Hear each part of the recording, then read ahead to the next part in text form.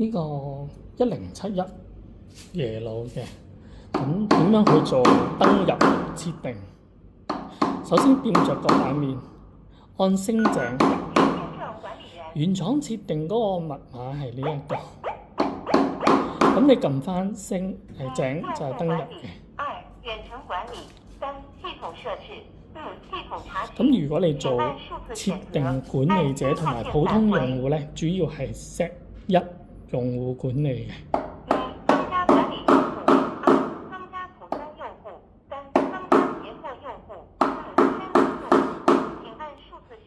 最主要都係 set 1或者2，一就係管理者，二就係普通用戶。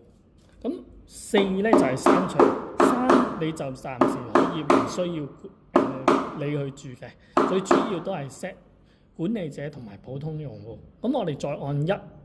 錄入密碼信息，2錄入卡片信息，3錄入指紋信息。咁係1密碼，2係卡片，3係指紋。咁你按翻需要做嗰個動作，咁跟住去做每一個密碼啦。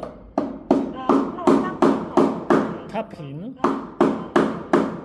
指紋放呢度5至6次左右嘅。